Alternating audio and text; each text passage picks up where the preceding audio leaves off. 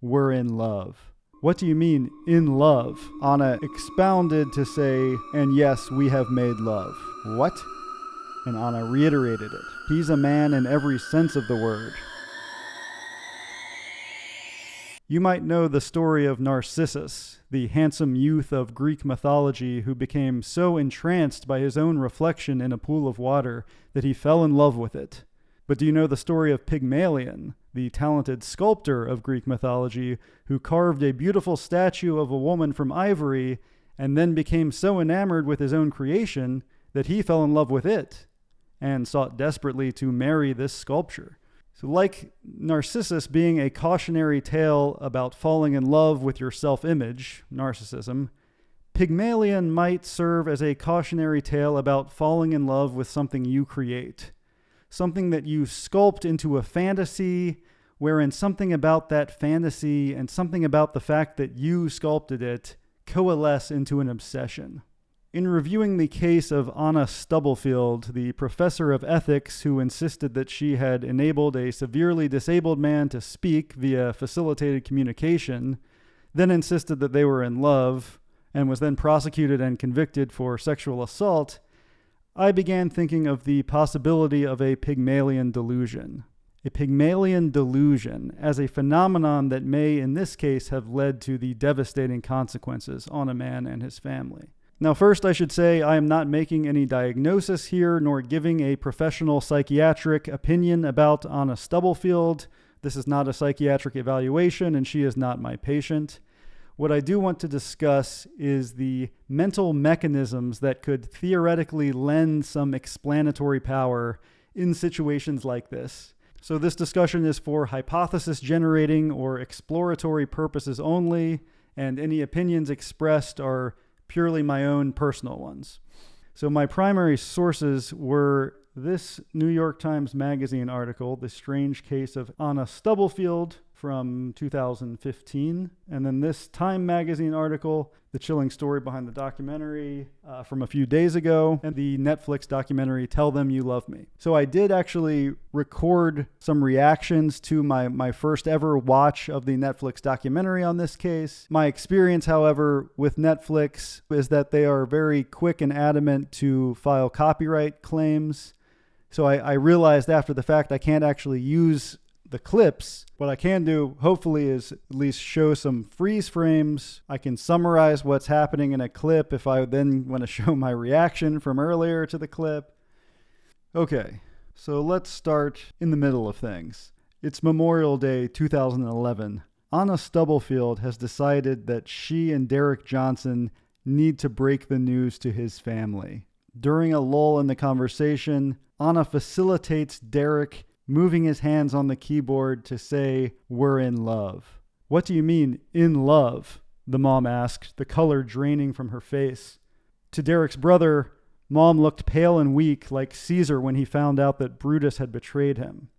He felt sick to his stomach. What made them so uncomfortable was not that Anna was 41 and Derek was 30, or that Anna is white and Derek is black, or even that Anna was married with 2 children while Derek had never dated anyone. What made them so upset, what led to all the arguing that followed in the criminal trial and the $1 million civil suit, was the fact that Anna can speak and Derek can't, that she was a tenured professor of ethics at Rutgers University, and Derek has been declared by the state to have the mental capacity of a toddler. But now let's go backwards. Before Anna Stubblefield ever came into the lives of Derek and the Johnsons, the family had lived a life accustomed to the fact that Derek had severe limitations. He had been nonverbal throughout his entire life. Derek Johnson had been born with cerebral palsy, had experienced multiple seizures and hydrocephalus as an infant, and it was during infancy that he was diagnosed with what would now be called intellectual disability severe, meaning he would need assistance with basic tasks, eating, stooling, in his case, walking around as well because of the motor impairments from the cerebral palsy. But his older brother John and his mother quickly came to appreciate who Derek was. They saw his personality develop. They knew when he was happy and when he was frustrated. They could tell when he was enjoying things like gospel music in church or trips to the beach. And they clearly loved him unconditionally. He was dependent on them, but they were more than willing to take on those obligations. Anna Stubblefield grew up in the town of Plymouth, Michigan. She would later write that she was raised to believe she had a responsibility of repairing the world, tikkun olam. She would also describe her childhood as atypical, as in the Netflix documentary. So here Anna says, when I was a child, I came from an unusual family. My mom did work with people with a range of physical disabilities, intellectual disabilities, who would come to the house. My mom had a t-shirt that said, labels are for jars, not for people. I found disability interesting because of that exposure. And so I got my dad to, build me a pair of crutches so I could pretend to be post-polio or have cerebral palsy, tie a blindfold on and spend all afternoon. Her mother taught her how to write Braille. She was interested in sign language. She may have learned some of that. Anna says, I was fascinated by the way it's not the impairment, it's the environment that creates impairments for people. Growing up, I got that message very powerfully. So another reaction from me earlier today before I had shaved and showered. So it is very interesting to me that Anna Stubblefield identifies her mother as having this great care and concern for people with disabilities, and then that she herself, as a child, wanted her father to make crutches for her so she could pretend to be post-polio or to have cerebral palsy or spend the afternoon with a blindfold on to see what it's like to be blind. One possibility is that this is a curious kid wanting to see what the world would be like with these physical impairments, or, in her words, how the environment created impairments for people with physical differences. I think that's all one possibility. Is another possibility that she, as a child, thought that maybe a way to get more care and attention from her mother was to sort of take on these roles, identify with disability because it seemed like maybe her mom would give her more love. I have no idea. That's sort of the questions I would ask if she came to me for psychodynamic therapy. Thanks, me. Yeah, I would basically ask, how is your relationship with your mother? It's just like a parody. It's like a parody of myself, such a psychoanalyst thing to say, that I would ask Anna Stubblefield, how was your relationship with your mother? But I'm sorry, there is probably a reason that that's the stereotype of the psychoanalyst, probably because, what was the most important relationship when your brain was the most plastic? It's going to be those early life caregivers. That's when your brain is forming its fundamental structures. Why wouldn't it be the case that these are templates? Your templates for life are going to be the most important relationships when your brain's plastic. That those are going to be the software modules that you use. It's your operating system. It's going to form from the template of your mom, the template of your dad, relationships with your caregivers during early life, top it off with some relationships with peers during puberty and adolescence. That's when your brain is the most plastic. That's when it's looking for structures to build, a sort of chassis that you can then modify, or software code that can be repurposed and will be repurposed, but that's the language it's going to be written in. So I would be interested to know. I really would. Did she yearn for more affection from her mom? Does that relate to a proneness to identify with disability later on? If not one's own, then projecting onto someone with a disability? Could that be the same sort of thing she was doing as a kid? Could that be a template she learned? What is clear is that on a more conscious level, Anna Stubblefield strongly identifies with her mother. Sandy McClellan had been a staunch and lifelong advocate for disability-related causes and had worked as a psychologist and aide for persons with disabilities. Within the field of special ed, she was an early and passionate champion of facilitated communication, FC, a method of hands-on assistance with verbal communication for individuals with speech and language disability. FC was met with popular enthusiasm in the 1980s, but as it was put to more rigorous and objective testing, it was rejected by mainstream science. By 1994, the scientific consensus was that it was debunked. However, the true believers, like Anna's mother Sandy, would continue to advocate for it, saying the scientific studies were the problem, not the FC. Sandy McClellan would say about herself and other FC advocates that they knew that nonverbal people had things they wanted to communicate, and they just needed to be provided some means to make that physically possible. Anna Stubblefield would fully embrace the same social causes as her mother, taking on disability advocacy as a primary mission, and eventually facilitated communication as the magic wand to be used in that mission. She would take these causes into academia, the philosophy department at Rutgers. In the Netflix documentary, Anna Stubblefield would describe one class she taught on the notion of intelligence, which seemed to be a deconstruction of intelligence as a concept. For example, the notion that if somebody can't speak, it must be because they're too stupid and there's just nothing in their head. For example, the notion that if someone can't speak, it's because they're stupid and there's just nothing in their head. Just is not the case. And then she says, lacking speech doesn't mean that you don't have anything to say. It doesn't mean that you can't use language if somebody could just get you an access to a way to do it. So my reaction to that, so I mean, that's true, that lacking speech doesn't mean that there's nothing going on in your head. There's fundamentally two types of lack of speech. One is a motor deficit where you have intact verbal cognition, but you can't express it in speech. The other possibility is that you don't have intact verbal cognition, but even then it doesn't mean there's nothing going on in your head. It's just, I would ask, why does what's going on in your head necessarily have to be verbal? Why is it necessarily the case that a person would be able to communicate verbally even if they lacked vocal ability? Again, in some cases, it's because of a motor deficit, but in other cases, it's because of a central nervous system deficit in verbal speech. And finally, why this certainty that everyone who is nonverbal is actually capable of linguistic communication if they are just given access? What is the basis for this apparent belief of both Anna Stubblefield and her mother?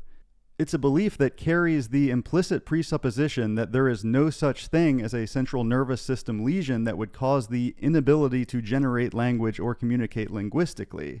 Could it be that it's a belief not based in evidence, and in fact contrary to the evidence, like the entire field of neurology, but instead is a belief that is based in the love of a social model, a particular social model in which intelligence, which would include verbal capacity, is a mere construct, as is perhaps biology as a whole, as is perhaps empiric truth as a whole, and if only we broke down these constructs, anyone would be able to do anything if they just dreamt it, or something like this. It's a social model where anything is possible, and we are only constrained by our concepts.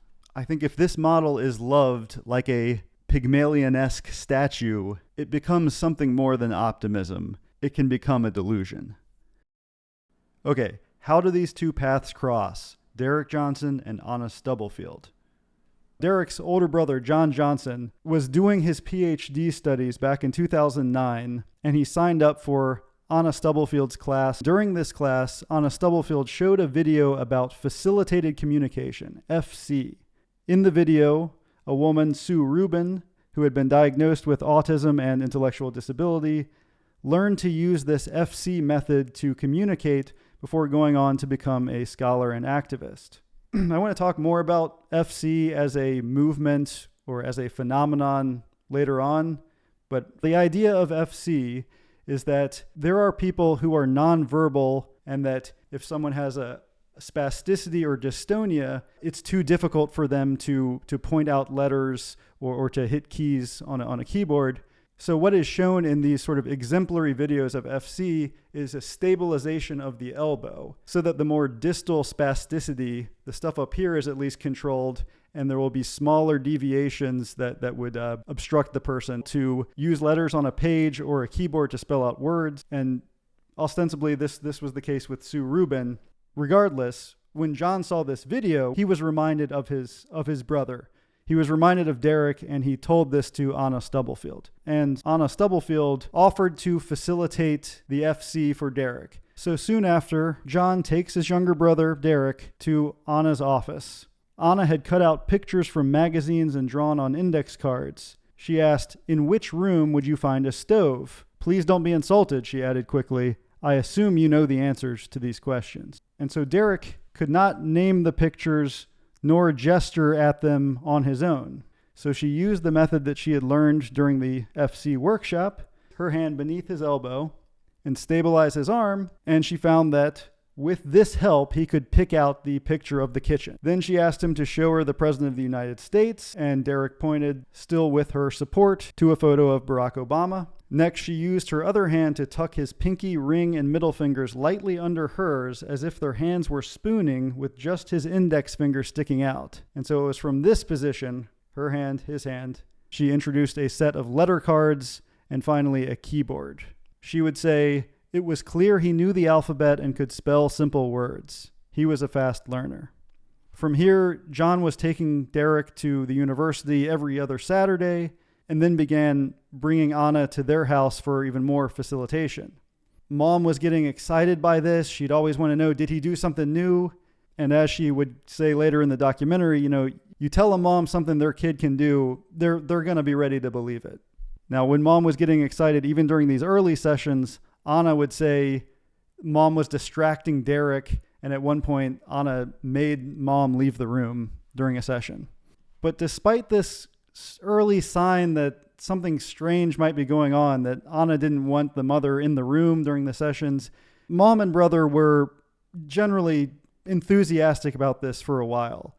Now, regarding Derek's apparent progress on the keyboard, the documentary has the actual transcripts of things that were said because the Neo typewriter they were using saved everything in its memory. So we do have actual things that were written by Derek with Anna as the facilitator. So any of the clips that show this typewriter text are, in fact, the verbatim quotes of things that were written on that typewriter device. As he was working with Anna, his messages were apparently simple and misspelled at first, but his skill and fluency improved. Eventually, he could hit a letter every second, and if Anna guessed the word before he finished typing, he would hit the letter Y to confirm, Y for yes. Anna began bringing him books to read, Maya Angelou and others, and discovered that he read like a savant, 10 pages every minute. She turned the pages for him, parenthetically. I didn't really feel like I was getting to know him as a person until he got to that stage. Anna says, I didn't really feel I was getting to know him as a person until he got to that stage, meaning the complex language stage. So who was she getting to know? Was she getting to know him as a person, or was she getting to know a sculpture she was creating that represented his inner life to her? At that point, Daisy had stepped outside the room. And I said, you know what, it's occurring to me that I never actually asked you what you like to be called. So here Anna says, your brother told me your name was Derek, and when we met, I've been calling you Derek. Tell me, what do you want me to call you? And he typed D-M-A-N. Anna says, and I didn't know what that meant, and when Daisy, the mom, came back into the room, I said, he typed D-M-A-N. Does that mean anything to you? And Daisy said, oh, he had this really great teacher back when he was about 13 years old that used to call him D-Man. That was the teacher that got him out of the wheelchair. Got him walking. So Anna says, I asked Derek, is she right? Is mom right? And he gave a Y. Said yes. Yes. So I called him Demand from there. And then she said, so I called him Demand from there on. It's D-Man, not Demand. The D-Man. That's what he wants to be called, the D-Man. She called him Demand. That was a very random aside, but I have my father is in my phone as D-Man, and Siri always reads it as Demen when I'm in my car. New message from Demen. But yeah, there's a little weird thing about me. I call my dad D-Man in my phone. Explain that one, Freud. Now I do think, rewatching this now, I think the reason Anna wants to make this a significant thing, even if she mispronounces D-Man, I think her point is that she didn't know that he had ever been called this, and so how could she have made it so that his fingers went there? Maybe that's on some level what she knows would be significant about this. Now, I also do think it's possible that actually she did hear his brother John or someone refer to him as D-Man at some point, like in a moment of nickname use. I think it's possible that she had heard it and then either forgot she heard that, or that's my take on that. About a year into their work together, Anna convinced Derek to present a paper at a panel at a conference for the Society for Disability Studies in Philadelphia. And after Anna's convincing, they decided to work on this presentation, I suppose. So it was a one-page essay that Derek wrote with Anna's support and constant feedback over many sessions at his adult day program. Derek then traveled to the conference with his mother and brother, and it was his brother that actually read the paper. It included the lines, "The right to communication is the right to hope," and "I am jumping for joy knowing I can talk, but don't minimize how humiliating it can be to know people jump to the conclusion I am mentally disabled." Anna then found that her relationship with Derek seemed to be getting deeper. All that time they had spent working on the essay, all the books they'd been reading together, and all of their conversations changed the mood between them. So in the documentary, when she's talking about her appreciation of what he wrote for that conference, that he has a way with words, she says, these sorts of intellectual discussions, these sorts of pursuits, that is what that's what I like in my friends. That's honestly what I like in men. That's what I like in my friends. That's honestly what I like in men, she says. I'm a kind of nerdy intellectual girl who wants a nerdy intellectual guy, she says. She would later testify, "I began to gradually be aware that I was having romantic feelings. I became aware of things when he wrote the essay. It wasn't all that original. People who had the same experience had said similar things. But with all the spelling mistakes, he had a way of putting things." So with this essay that was using facilitated communication, this kind of facilitated communication, stabilizing the hand apparently, while the finger can still somehow find a key independently. Plus, what Anna says outright was many revisions and much feedback from her. Sounds to me like an essay she wrote, but she wrote it as Fantasy Derek.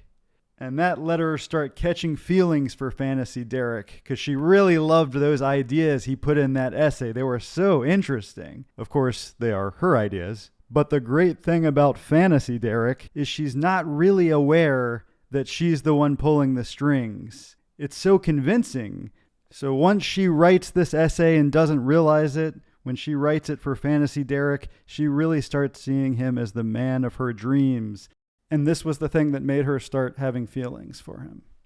At the same time, Anna had become very close with Derek's family. She would do things like take the mother to the hospital, travel with them, including to another conference, and she was described as being like family. So a paper that Derek supposedly wrote for that second conference ended up being published in a peer-reviewed academic journal. And then in the fall, Derek started sitting in on a 400-level class in African American literature at Rutgers. A Rutgers undergraduate named Sharonda Jones, who was recruited by Anna, used FC to help him do his homework. So the student Sharonda would do the facilitation as far as reading, so flipping the pages for Derek, and would do the FC typing and would send updates to Anna. So this is a case where someone other than Anna was apparently using FC to enable Derek to read and write. But the statement from this student does sound strange to me. It's hard for me to understand the statement.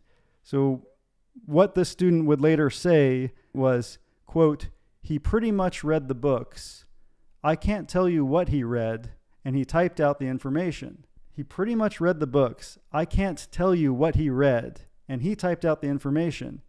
She added, "I know because one of my roommates was in the class with him, and they pretty much wrote some of the same things." It reads as very couched language to me. It's wavering on the fence. Oh, pretty much this, pretty much that. He basically did this. And I think my ultimate interpretation is this is a statement to police of someone who's torn between loyalties. One loyalty to the truth and one loyalty to a professor in a position of power. So trying to balance telling the truth to police with appeasing a professor in whom I'm sure the fervor about FC and this miracle case of Derek Demen, as she's now calling him, I'm sure that all came through, and there was a lot of pressure for her to maintain this very, very high expectation of success, especially if she's in the department. I mean, Anna was the head of the philosophy department, at least for a time. And so, yeah, I can easily imagine that it was very clear to this student that FC was something not to be questioned, and what do you do if it doesn't seem to be working?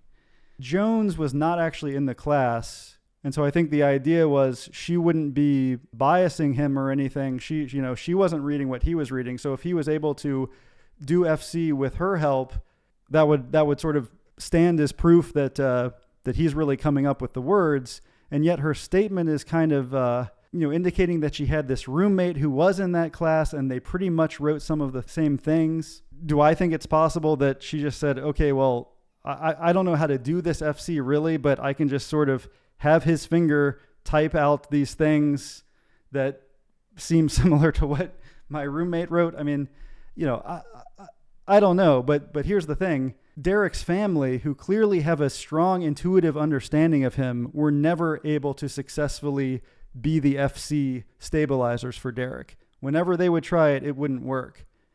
It would work with Anna, and then there's this one other case of FC being used for Derek without Anna. That's why I think that's significant. But so from Anna's perspective, she's feeling like this man who was said to have the mental capacity of a toddler was now on the conference circuit, published a paper, was taking college classes. At last, the world could get to know Derek and understand his mind. All of this sounds to me like the first thing Anna fell in love with was the idea of giving a voice to the voiceless. That she fell in love with that idea. Like the scientist who suffers from the Pygmalion bias. This is an actual term for a fallacy of a scientist who is so enthusiastic about their hypothesis or theory or model that they unconsciously warp an experiment into conforming with their theory or model. Subtly, not realizing it, influence participants to behave how they are hoping to see, or they'll come up with justifications for throwing out experimental trials where the data didn't match their expected hypothesis. They'll say, oh, there's some reason that was a bad one, so throw that one out. And then another one, throw that one out, and only end up keeping the trials where the data looks how they wanted it to look. But they won't realize they're cherry picking because they're so motivated by this model, the love of their creation, right? That's why it's the Pygmalion bias. Anna, to me, first falls in love with this idea. As she was loving this sense of giving a voice to the voiceless, the question has to be asked, whose voice are you giving? So the first thing she falls in love with is this success story that's informed by her own model of the world. As an academic, I think, she may be subject to loving her ideas, right? That maybe you have to kind of love ideas, especially your own ideas, to do all the grunt work necessary for academia and funding and grants. But she starts losing the plot. She's taking these giant leaps unskeptically, uncritically. Then the second thing it seems like she falls in love with was the sculpture she made of Derek's inner life. Really her own creation of who Derek was, that she just disguised from herself, right? So she's not falling in love with Derek, the person who is the way he is. She falls in love with a fantasy of who he is. It was her voice disembodied and supplanted into him as if it were his voice, and she could remain unaware. Again, we'll talk more about FC and why I think it's very possible that she never realized that she was the one making the selections. I do think that's likely. But for Anna's purposes, the Derek she was interacting with was a blank canvas, and she fell in love with the painting that she put on that canvas. Now, I don't think she realized she was doing this, but I also don't think that makes it any less inhumane, to treat him as a blank canvas. Contrast how she treats him with how family treats Derek. They treat him as a person in and of himself, a person with a personality, with his own joys, his own frustrations, and they love him unconditionally. That to me comes across so clearly, and it's such a high contrast with her insistence that he behave a certain way. And that contrast makes it all the more emotional to see the wrongdoing being done to him.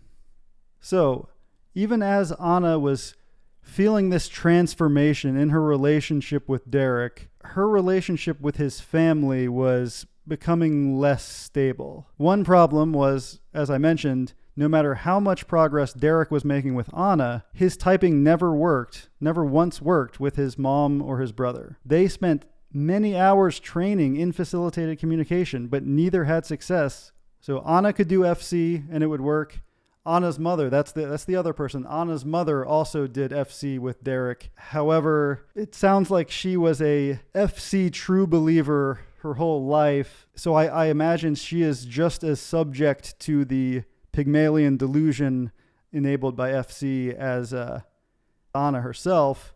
And then there's that sort of third party, a non-Stubblefield, Sharonda Jones, the undergraduate. She had done FC with Derek. But somehow his mom and his brother always failed when they tried. John remembered taking hold of Derek's arm, and together they would type a single word, the, T-H-E, and then there was nothing. He recalled Anna telling him, "You have to keep practicing. You have to sit down and work with him and just continue at it. Derek prefers to facilitate with some people more than others." And then Mom said that when she tried to grab Derek's hand, he would pull away or scratch her, and Anna told her to stop mothering him.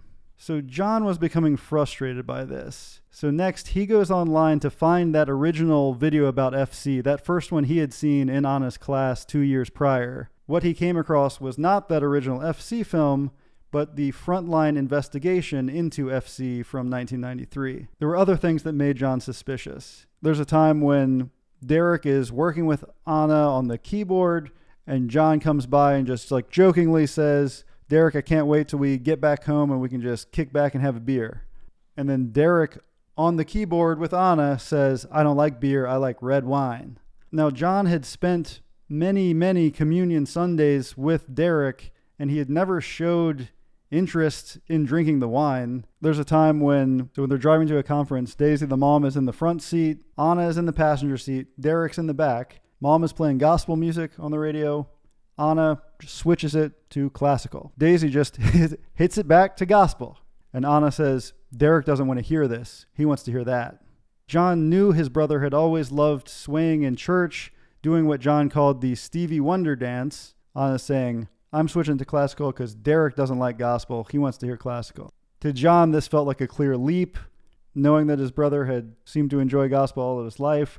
And now there was this assumption that he liked the high culture of classical rather than the low culture of gospel. He's sort of saying that, sardonically, but he says it's a leap. One day when Mom is cutting up the chicken, feeding Derek chicken, and Anna comes over to the table saying, "What are you doing giving him chicken? He's a vegetarian." Daisy's like, "I didn't get the memo." And the reason this one, it's such a convincing case of Anna being wrong, is that before all of the facilitated communication, Derek was communicating non-verbally with his family his whole life, right? They could tell what he liked and what he didn't like. I am sure his mom would have been able to tell if he was objecting to the chicken, if he didn't want the chicken. I don't think he would have needed a keyboard to say that. He would have shown that he didn't want it. He would have been rejecting it just with his face, with his mouth. It's not that hard to avoid eating a food if you don't want to eat it, even if you're being fed. He could move his head, right? But none of that seemed to register at all. There's no mention of him not literally eating the chicken. It's purely Anna saying he said he was a vegetarian. Out of all of these cases where Anna insists that Derek's preferences are in fact much more in line with the kinds of preferences you might imagine basically her preferences or the trappings of her class, right? The vegetarian one is where I get the most convinced that Anna is just completely detached from reality, that she's not even paying attention to what the real Derek is doing, because she could have seen that he wasn't resisting meat if she had been paying attention and earnestly trying to interpret him as a person. She wouldn't have insisted this. This is pure invention. This idea of him is completely invented and completely delusional. It's not even a logical attempt at making sense of his reality. It's purely her own. So next comes the conflict about Derek's independence. Does Derek want to move out and live alone? So we have Anna saying what can happen with caretakers is they can't see the person they're caring for as an individual. They're providing support, but they're not seeing that this person has their own individual wants and needs, and that basically you need to give a person a sense of control so that they can individuate and have a sense of themselves. That part is a hard adjustment for parents or teachers. But she says that part is a hard adjustment for parents or teachers who've been in a I'm taking care of you mode. Turn your feet, turn your body, now step off. Thank you. So her take is essentially that he's being infantilized, that his mom basically doesn't recognize that he is now a adult male with a desire for independence and autonomy. So it show up in minor ways, sort of small moments like when mom was dressing Derek per their usual routine. Anna started imposing herself and the keyboard into that situation, asking if he wanted to wear the undershirt today, things like that. But then it would apply to these broader ideas of, Mom, you're treating him like he's a kid, he's a man. John also recalls his mother being told that she's too mothering, she's smothering Derek. And he says it seemed to be breaking his mom down, all of this criticism of her parenting. And then add to that this idea, Derek now wants to live independently. He wants to move out. Anna says that Derek wanted to move out of his mother's house and wanted to move into a supported living situation out in the community. Quotes from the typewriter, ostensibly from Derek. So John says, now I'm hearing about this organization that can provide supportive housing for Derek, 24-hour around-the-clock care while he can be working on his degree and living independently. Anna's saying, Mom, you got to cut the apron strings. Mom says, how am I going to cut the apron strings when he can't walk, talk, eat, do anything by himself? And Anna says, see, that's where you're wrong. Derek can do it himself. So this idea that Anna Stubblefield is convinced now that Derek wants to leave his family, doesn't want his mother to be mothering him. This again is why I would ask Anna Stubblefield questions about her relationship with her mother. I know this sounds like ridiculously stereotypical. Consider the fact that when Anna Stubblefield was a kid, she was pretending to be disabled. She was having her dad make her crutches while she was seeing her mom as being very caring and concerned about people with disabilities.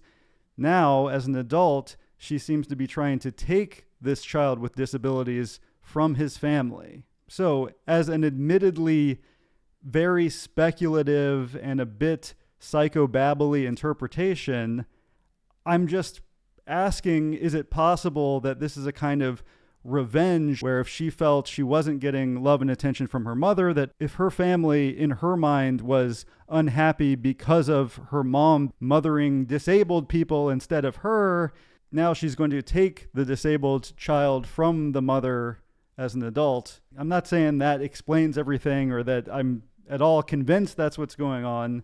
It's just there is something kind of strange to me about her sudden insistence that Derek wants to live independently, doesn't want to live with his family, that seemed to be doing a great job supporting him. He seemed to have an incredibly supportive family. They seem like wonderful people, and yet Anna Stubblefield is convinced that Derek doesn't want this, that he would rather have staff taking care of him rather than his own family. To me, it's very rare. It's very rare that someone who is physically dependent on others for any reason, it's very rare that they would prefer non-family staff, essentially strangers taking care of them instead of their family. I mean, this is always a huge sticking point with, people going to skilled nursing facilities, nursing homes. So I think cognitively, I think she believes he is communicating these things. However, it's actually her subconsciously guiding his fingers towards the keys. Why might she have an emotional motive for this? It just feels like she wants to break up this family, And this is sort of my first impression.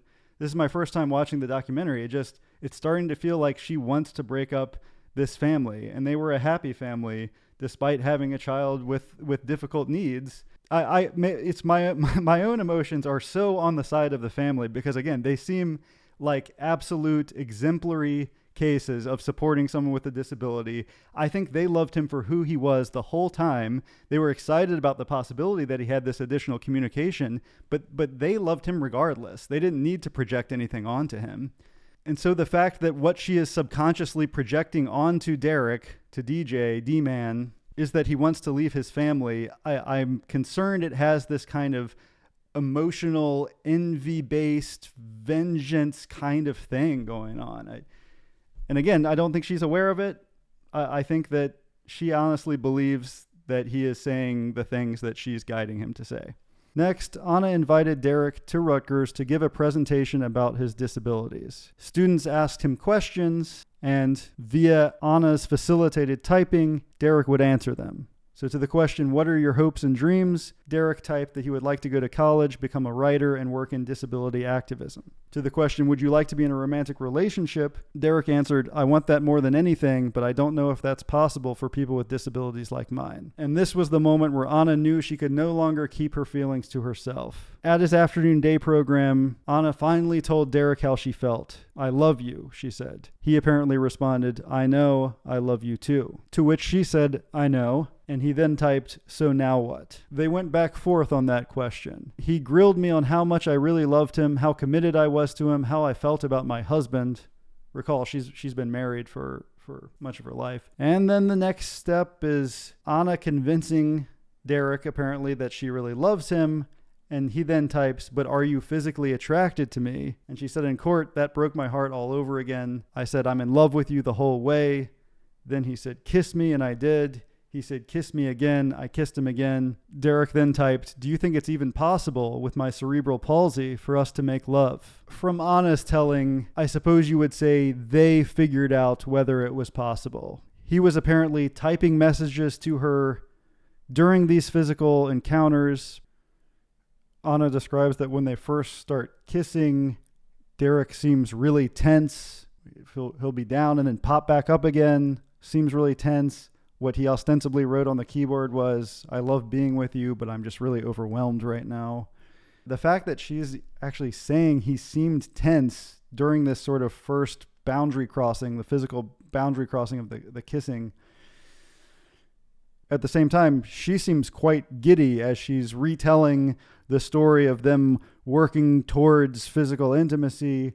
You know, when she's recounting that he sort of seemed to start taking control and telling her what to do, she seems quite giddy. Wow, okay, I didn't know where that. And then supposedly he's telling her to take more and more clothes off. She's still giddy in the retelling. I've dreamed about this. It seemed to her like he was really ordering her around, but that was kind of cool because she wasn't anticipating that element So the relationship. of the relationship. Yep. You could say there were several attempts at physical intimacy before it finally happened all the way. Anna had testified in court that the agreement was if he needed to say something, he would bang the floor and she would pause to set him up with the keyboard. She also said, quote, it was a few hours from getting undressed to afterglow. And when they finish, he apparently typed, I feel alive for the first time in my life.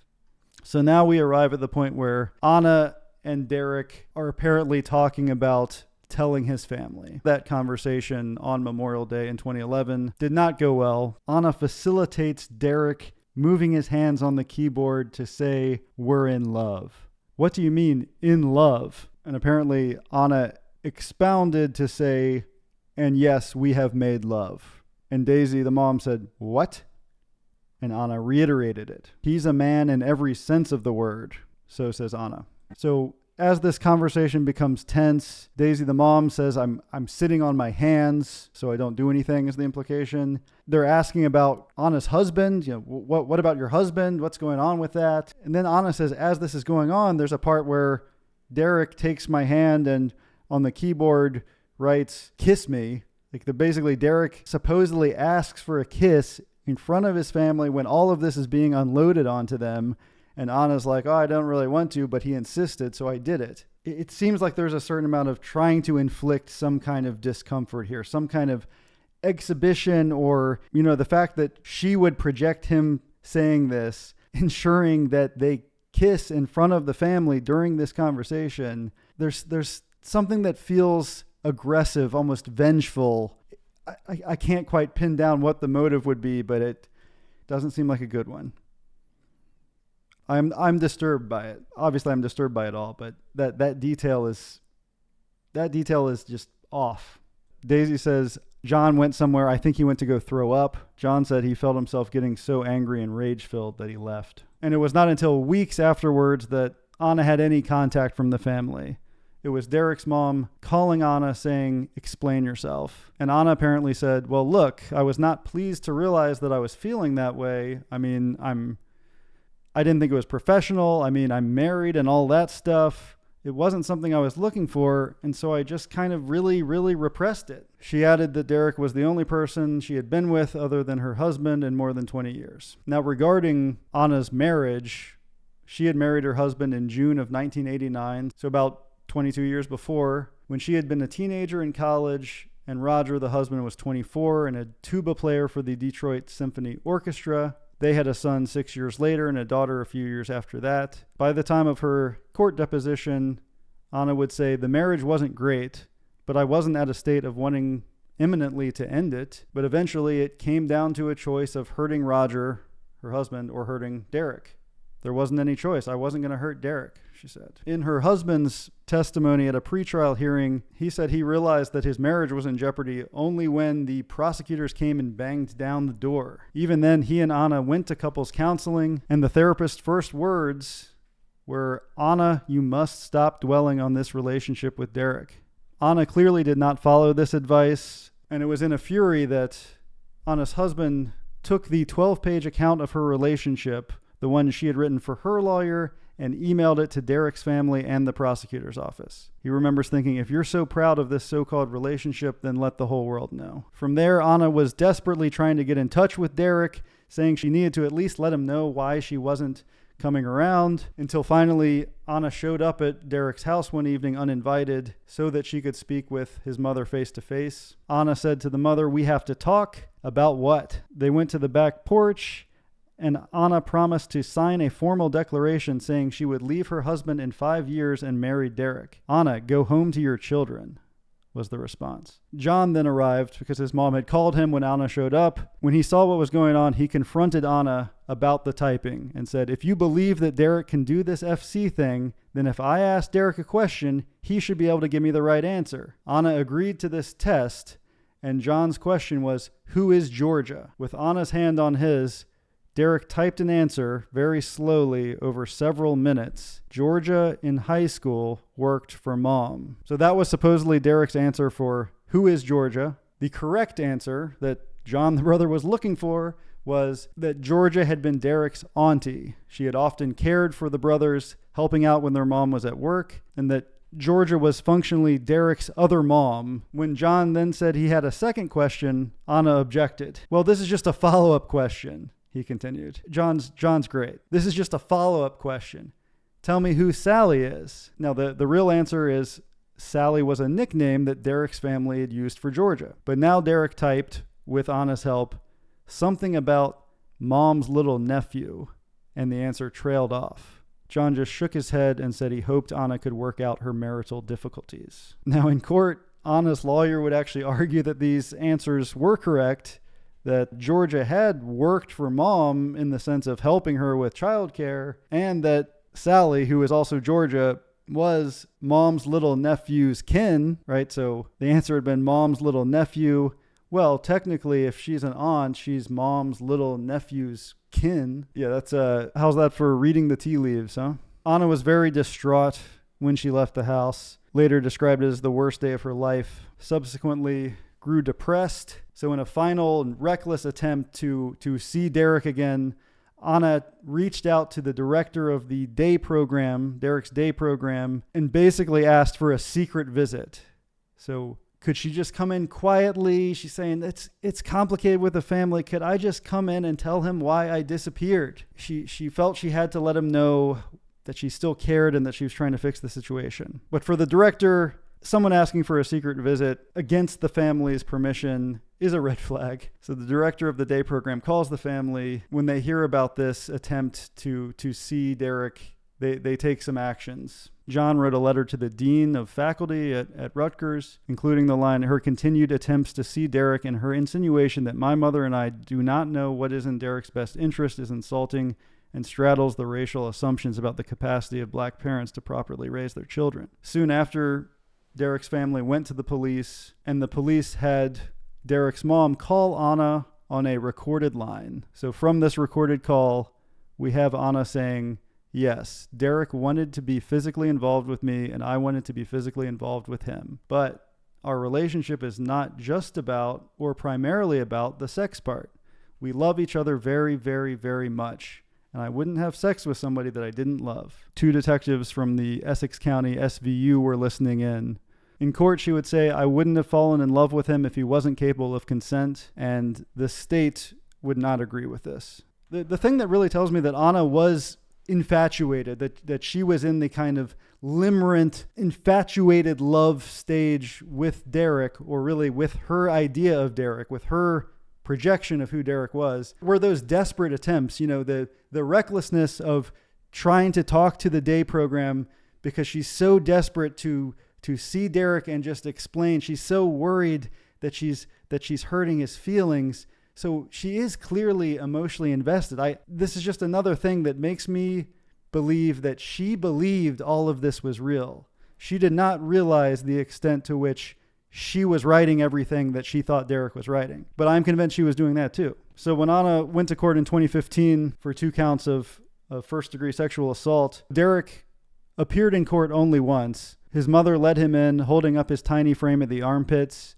She walked him down the aisle and over towards the jury, and his head rolled back and his eyes seemed to focus on the ceiling lights. Jury, this is my son, she said. Then she turned Derek to face the judge. Your Honor, this is my son. If Derek spotted Anna in the courtroom, it would have been the first time in 4 years. He did not react. So the jury would find Anna guilty on both counts. Derek was deemed incapable of giving consent, and Anna's faith in Derek's typing, learned from her mother, sustained through academic conferences, and reaffirmed by friends and colleagues, could not excuse her. So let's talk more about facilitated communication. And why is it so prone to this kind of self-deception? So as a method developed more than 4 decades ago to help a girl with cerebral palsy named Anne McDonald. So cerebral palsy, severe intellectual disability, and spastic quadriplegia. So she had been homed at this hospital for children with profound disabilities. Even as a teenager, she was small enough to fit in a baby stroller. Her eyes were often crossed and her arms, neck, and tongue remained in constant motion. But Rosemary Crossley, then an assistant at the Mental Health Authority, what she observed was that McDonald had a lot of trouble pointing. And so this was the realization that keeping the arm balanced would facilitate pointing. So this supported pointing that Crossley tried apparently worked brilliantly when it was combined with a magnetic board showing pictures and then letters. Spelling and verbal communication apparently progressed rapidly. Within a few months, she was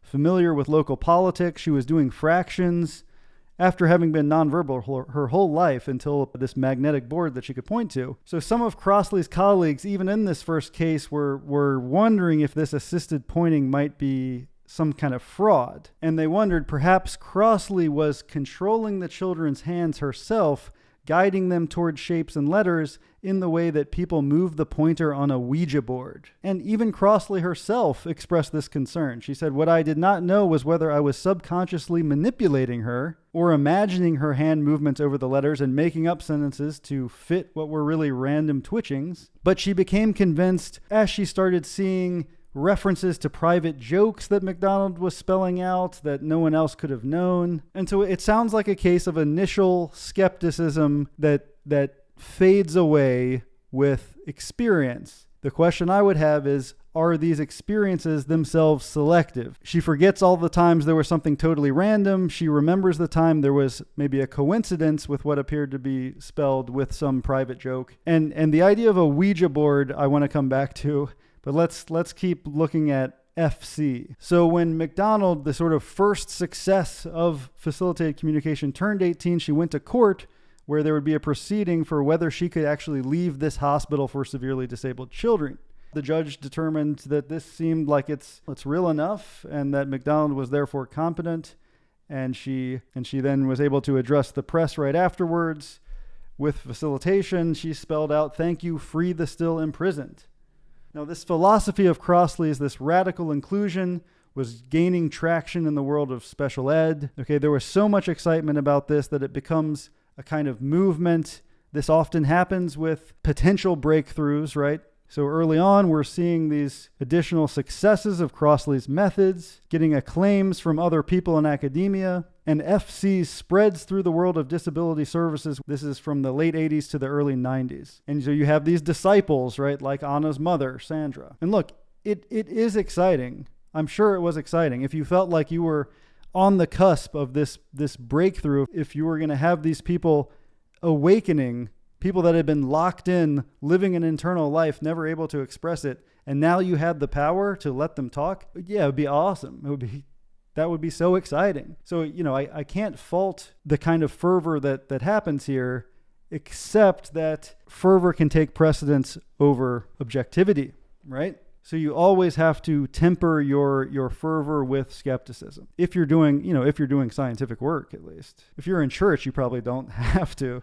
All right, so at its peak, you have these workshops that could draw 1,000 people. Diane Sawyer covered it on Primetime Live. For decades, autism has been a dark mystery, she told her viewers, a disorder that seems to turn children in on themselves against the world. Tonight, however, you're going to see something that has changed that. Call it a miracle. Call it an awakening. Sort of a reference maybe to Oliver Sacks' Awakenings. But, as is often the trajectory, the fervor attracts outside attention. It attracts people who were not there on the ground floor, and those are more often skeptics. Peer review, good thing, right?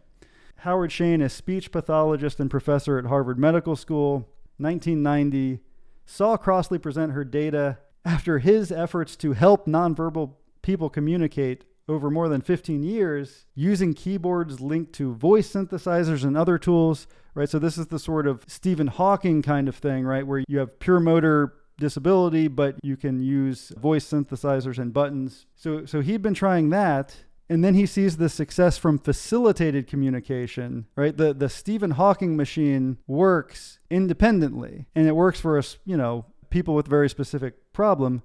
Now he's seeing all sorts of people who are nonverbal, if they get FC, are communicating. And so this Harvard speech pathologist said it just didn't fit with anything that I or anybody had ever seen before. Either she saw something that nobody saw, or there was something wrong with me in that I was dismissing people as being developmentally delayed when all you had to do was just believe that they could do it. He snorted as he recalled the presentation and said, "We were sitting in the back of the room, and I turned to my friend and said, 'This is the craziest thing I've ever heard.' And then I said, 'But what harm could it do?' I actually said that to her. I said, 'But what harm can it do?'" Foreshadowing there. The harm that it starts doing is leading to allegations of sexual assault. So this reminds me of the McMartin preschool cases. So under hypnosis, children reporting sexual abuse. Oh, okay. That actually they talk about it in the article. Okay, so actually FC was happening at the same time as these recovered memories during hypnosis. There was kind of like a mass panic, it seems, about all of these sexual abuse cases that now we're only hearing about because of either hypnosis or facilitated communication. But so what does this mean?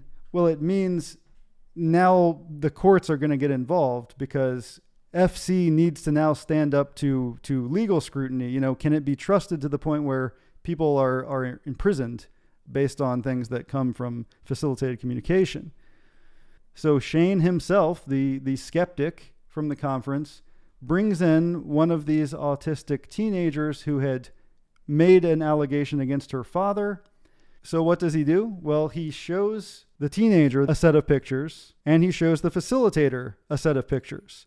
And sometimes it's the same set of pictures, and other times it's different sets of pictures. And then he asks the teenager, "What did you see?" And with facilitated typing, she always types whatever the facilitator saw. So when they were the same, she was correct. When they're different, she was wrong in exactly the way that the facilitator would be wrong without knowing that the pictures were different. Similarly, when the pathologist is asking for information that the facilitator doesn't know, the answers are inaccurate, right? So I think suffices to say, there's one test saying this is not real in this one case. That's not real. But okay, now there's published studies coming out using a similar approach, varying whether the facilitated typer can see the thing or not see the thing. And an early review of these research studies found that out of 126 people tested, 4 might be valid, right? 4 out of 126 might have valid communication with FC. And then in a subsequent review, which looked at 183 tests, there were 0 validations, 0 cases where the communication was valid. So then in 1993, like how quickly things can change, right? In 1991, it's a miracle. It's an awakening.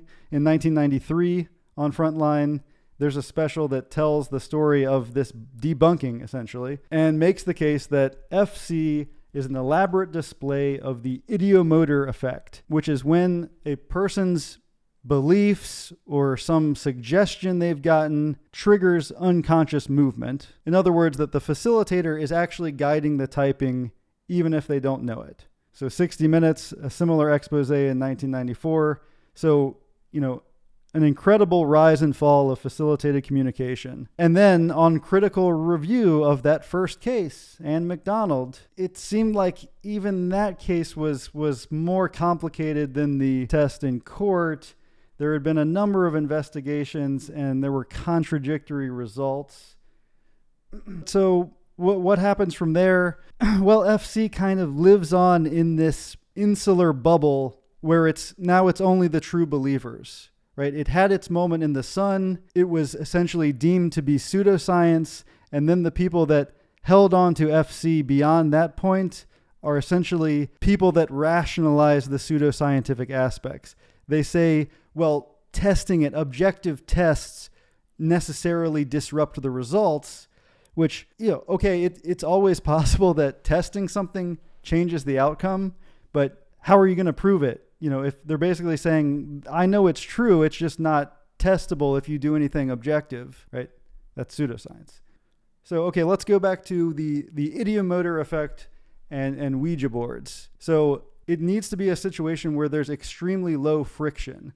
So holding someone's hand in the air or holding the thing that, I don't know what you call it, the thing on a Ouija board that slides, it's very slippery. So in both cases, you really don't have to do a movement. Your subtle adjustments, like basically trying to hold something completely still, if it's in a medium that's low friction, your very subtle adjustments of your muscles will actually create movement if you're okay with movement.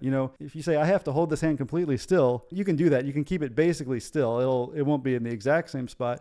But if you say, I have to steady this hand, but it's okay if it moves, then you can actually make it move just by sort of not paying attention to whatever little minor adjustments you're making. So it's the ideomotor effect then is the sum total of many micro movements, and the sum total is guided by a person's belief or unconscious desire or belief. It's expectations creating reality, right? Okay, and this whole trajectory of facilitated communication, I think, has a very interesting analogy to spiritualism.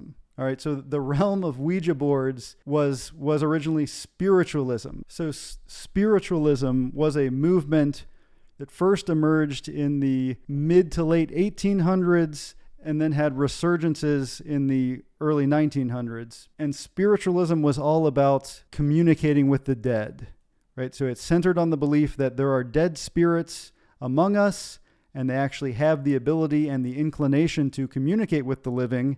We just need to facilitate it with mediums, and we'll have these seances where the medium will moderate the discussion with the spirit. We'll do things like automatic writing, which is going into a trance and just letting the writing come freely through the medium, or through spirit photography. And Ouija boards became part of seances as well. Now, why did it arise in the mid to late 1800s and then have resurgences in the 1900s? There's a great book, Spook by Mary Roach. I found it really fun, read it a long time ago, but I think it was really good.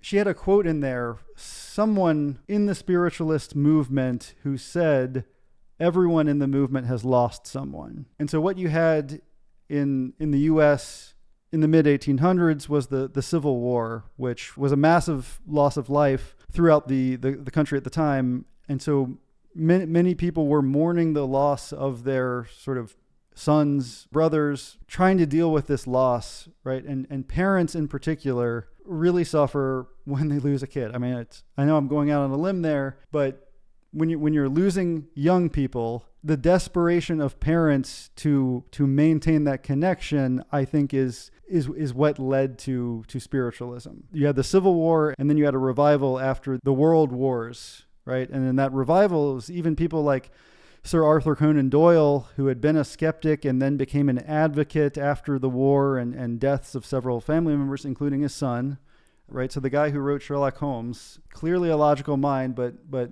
loses his son in the war and becomes an ardent spiritualist.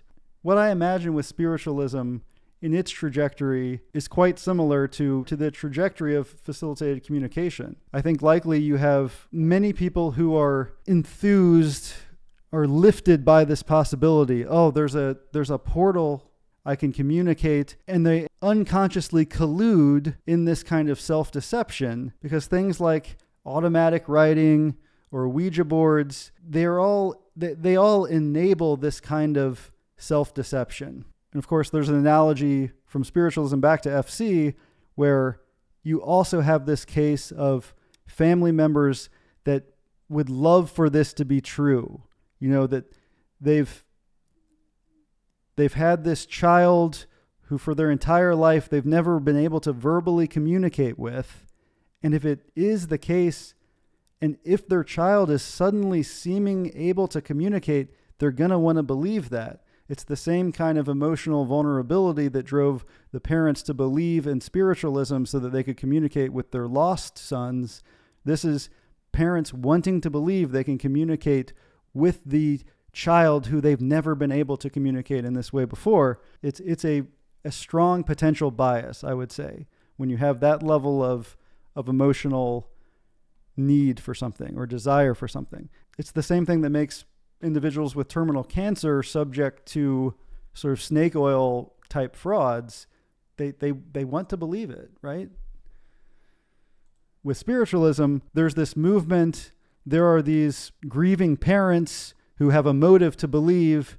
There are also going to be opportunists, and there were, who were very clearly engaging in fraud, right? Spiritualism had demonstrable fraud. Once it was investigated, you had Harry Houdini in the early 1900s doing all manner of tests to inhibit the medium that he was investigating. Keep her arms in a box, stuff like this. And of course, it didn't hold up to scrutiny, right? It similarly had a rise with a kind of the scientific possibility. This was the time of electricity, right? And so it seems possible. This is a new energy. If electricity is possible, what is energy anyways? Might we be able to tune in to this other type of energy? And so there's a scientific curiosity to it, but the fervor, just like in FC, the fervor overtakes it. It leads to the insistence on it being true. It has to be true, and the resistance to objective study. So we just take the Ouija board as a quintessential example of spiritualism. I think there's really three possibilities that can happen with a Ouija board. One is intentional deception by one participant. So one person is just moving it however they want to move it, and other people are like, oh, it's moving on its own. The second possibility is self-deception of all participants. So this is everybody. Let's say everybody's genuine. Everybody's like, I'm not moving it, and they mean it. It will still move. And that is a case of in a self-deception. Now, the final possibility is there is a real spiritual presence directing the Ouija board, right? Now, I am going to include it as a possibility just because I've sort of had this realization that only happened as I got older, that we never know everything, right? That absence of evidence is not evidence of absence. And I think this is sort of the natural course of most scientists, I hope, that you realize more and more how much you don't know. Hamlet said to Horatio, after Hamlet saw the ghost of his father, and Horatio, his best pal, is coming back from university, and Horatio is is skeptical of Hamlet. He's like, a ghost? I mean, I don't remember what Horatio says, but Hamlet says, there are more things in heaven and earth, Horatio, than are dreamt of in your philosophy. Personally, I think that's the realization you have to come to, that there are many things that are undiscovered. There have to be. There have to be many things that are undiscovered. There's no way, finally, we know everything now, right? But I would also say that in setting out to chart the undiscovered, we can and should rely on logic or even intuition to point us towards where to look. So there's lots of undiscovered stuff, but logic works pretty well. So if you're going to start looking for the undiscovered, you use some induction. And in the case of the Ouija board, I can't imagine that real spirits that had existed among us were just waiting for this particular thing, the Ouija board, to finally be able to speak to us. That just doesn't make logical or intuitive sense to me.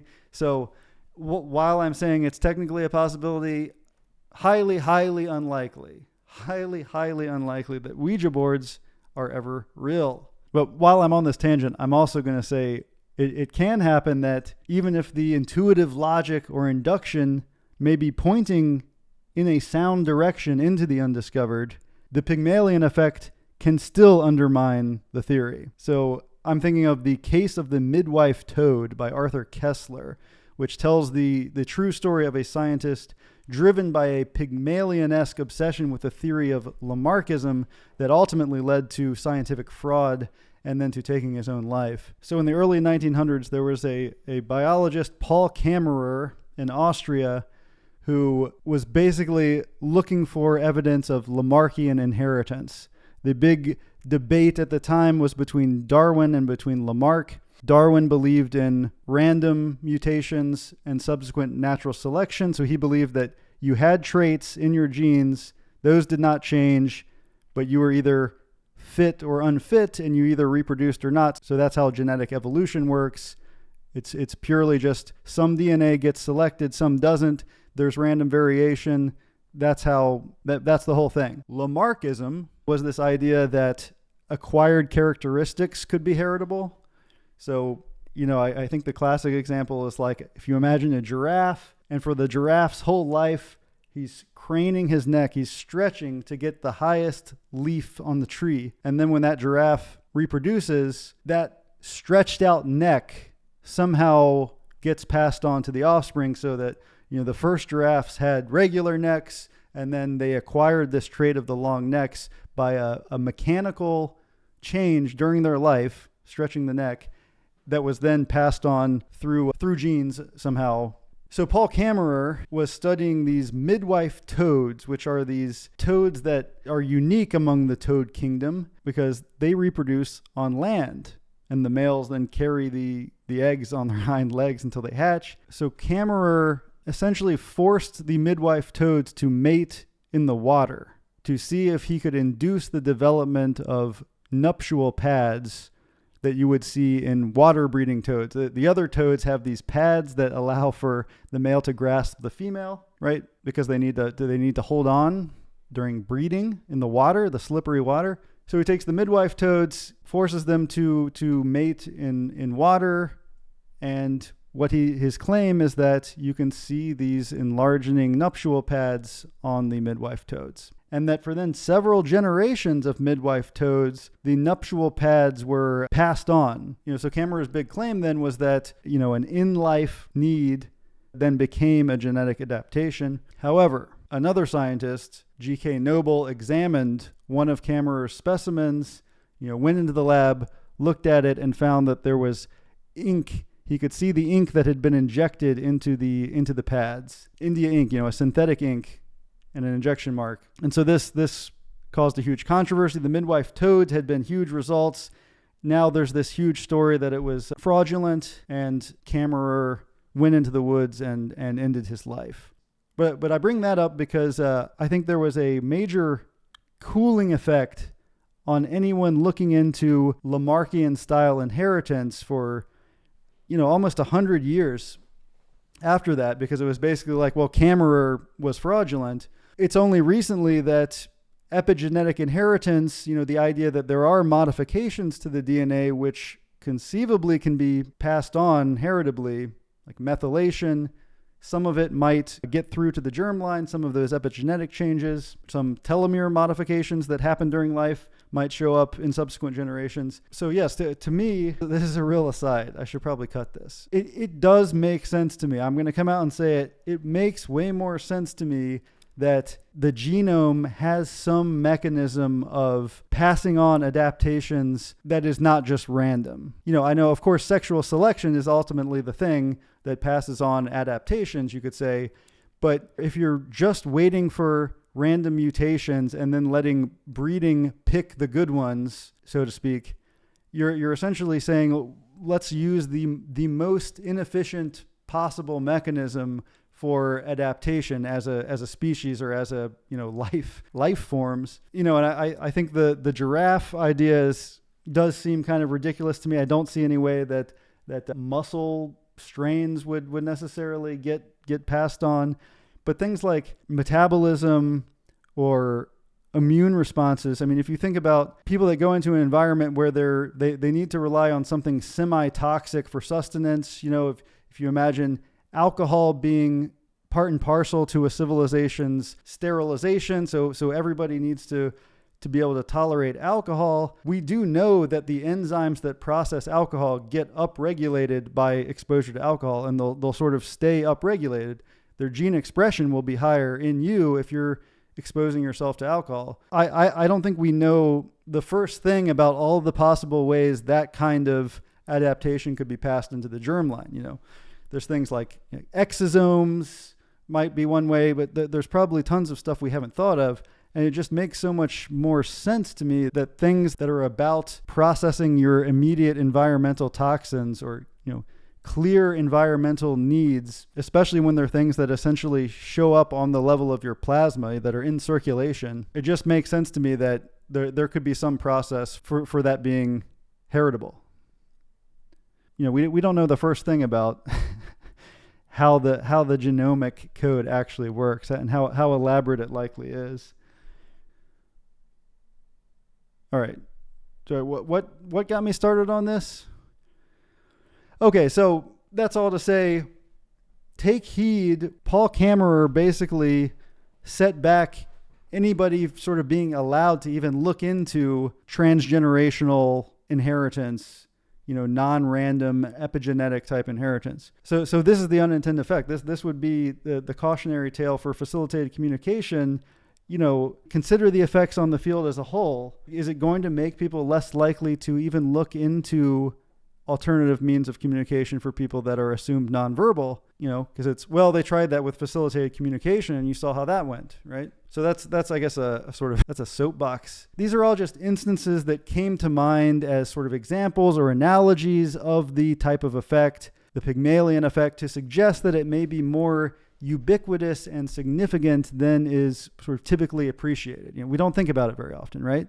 None of that is to say that it's assuredly what's going on in the case of Anna Stubblefield. It is possible that she wasn't falling in love with something she didn't realize was a fantasy she'd created and deluded herself into believing was real. But what would it mean? What would it mean in terms of her moral responsibility? The idea that she thought it was consensual, the idea that she believed she was learning all of these things about this person, that she finally understood him and that she loved him, or at least, was infatuated with him. She really was infatuated with him. She believed she loved him. What would all that mean regarding her moral responsibility for the crime she was convicted?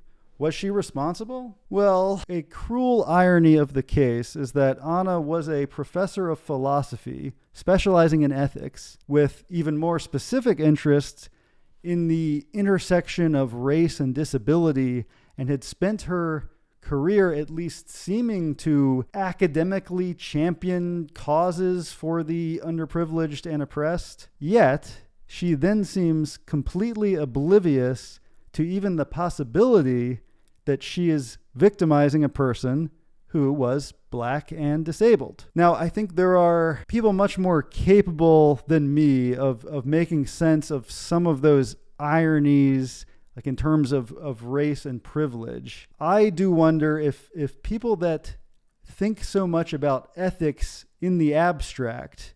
You know, that people that read and write academic ethics paper, do they end up in a world of pure abstraction to the point where they lose the kind of gut instincts about morality that guide the rest of us? Because if that is the case, that doesn't seem like it bodes well for ethics as an academic discipline. But no, I know there are good people out there studying moral philosophy for sure. But what I will do in the spirit of ethics is just try to speak on this question of responsibility for one's actions as a psychiatrist and neuroscientist, and the question of criminal responsibility, particularly when some kind of delusion might be involved, is fraught. And the parts that are my own opinions on this may still be nascent and evolving, but let's see. Let's think about this. In my videos, I'll often wonder about whether some particular thing is a lie or is a delusion. And people will say, why not both? Can't there be delusional liars? And sure, there certainly can be. But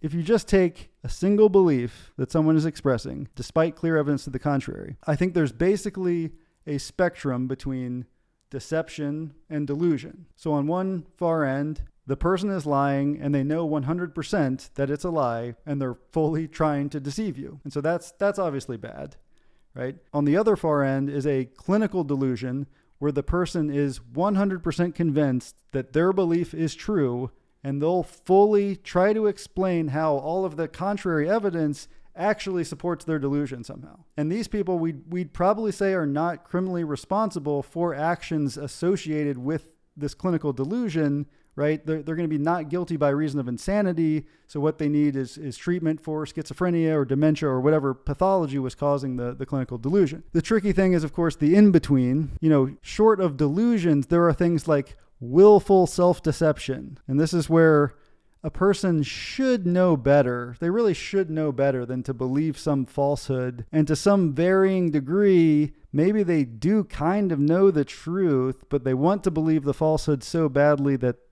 they do believe it. They give in to the temptation to believe this thing they want to believe, right? But they should have known better. So we'd say that person is responsible. You know, they should have known better than to believe this sort of selfish thing, maybe we could see it as. Now, you could also say that, well, any delusion is self-deception in like a technical or literal sense.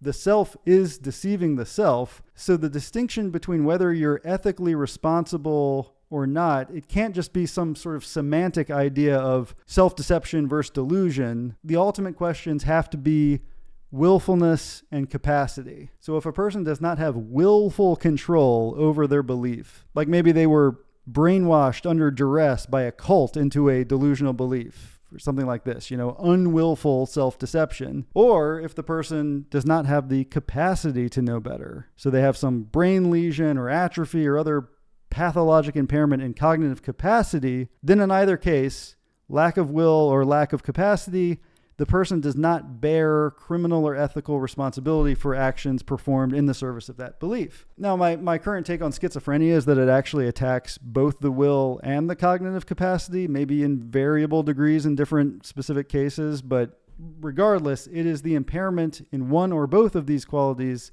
that would, for me, say actual rehabilitation, i.e. treatment, rather than punishment, is the proper goal.